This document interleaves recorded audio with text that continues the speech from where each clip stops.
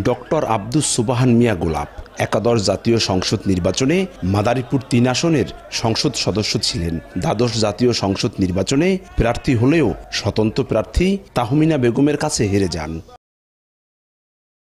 ক্ষমতায় থাকা অবস্থায় কালকিনির উত্তর রমজানপুর নিজ এলাকায় সাধারণ মানুষের উপর নির্যাতনের অভিযোগ উঠেছে। তার নিজ নামে প্রতিষ্ঠানের বিরুদ্ধে একদিনেই আলাদা ৫টি মামলা করেছেন ৫ জন ভুক্তভোগী। মঙ্গলবার দুপুরে জেলার জুডিশিয়াল ম্যাজিস্ট্রেট সাজিদুল হক চৌধুরীর আদালতে ভূমি প্রতিরোধ আইনে মামলা করেন সাকিব হাসান, এবিএম সালাউদ্দিন, এবিএম নুরুল আলম, রেহানা বেগম ও মাসুম ব্যাপারী নামে ৫ জন ভুক্তভোগী। মামলার এজাহারে বলা হয়, সংসদ সদস্য থাকাকালীন সময়ে জোর করে নিজের ও পরিবারের নামে বিভিন্ন প্রতিষ্ঠান গড়ে তোলেন ডক্টর আব্দুস সুবহান মিয়া গোলাপ।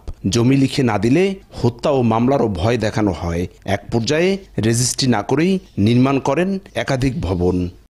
নগদে ৫০০ টাকা বা তার বেশি পেমেন্টে পেতে পারেন ঢাকায় জমিসহ ২০ কোটি টাকার পুরস্কার। ডক্টর আব্দুস সুবহান গোলাপ সাহেব তার ৪টা প্রতিষ্ঠানের নামে বিভিন্নভাবে বলে বেড়ায় যে এই জমি তাদের। আমরা গত বছর পর্যন্ত আমাদের খাজনা দিয়ে আসছি। কারো থেকে কোনো কথা নাই, জমি দখল করলো, কেনাকাটা নাই, কিছু নেই, এইভাবে তো হয় না। ভয় দেখাইছে, ভীতি দেখাইছে, দাওয়াও খাইছি, এলাকায় থাকতে পারিনি। বাদীপক্ষের আইনজীবী জানান, 4টি প্রতিষ্ঠানের সঙ্গে জড়িত ৮ জনকে মামলায় আসামি করা হয়েছে। আগামী ৩০ দিনের মধ্যে পিবিআইকে ঘটনা তদন্ত করে প্রতিবেদন দাখিলের নির্দেশ দিয়েছেন আদালত।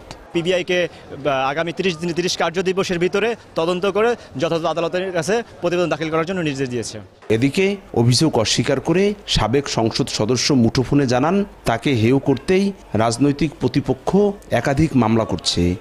ইউনো, ওসি, এসপি সবার সম্মুখে তাদেরকে পয়সা দেওয়া হয়েছে, দলিলবদ্ধ করা হয়েছে, সে ডকুমেন্ট আমাদের কাছে আছে।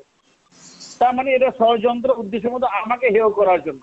উত্তর রমজানপুর মৌজায় দখল হওয়া জমির পরিমাণ ৫ একর ৮৪%। সঞ্জয় কর্মকার, অভিজিৎ, সময় সংবাদ, মাদারীপুর।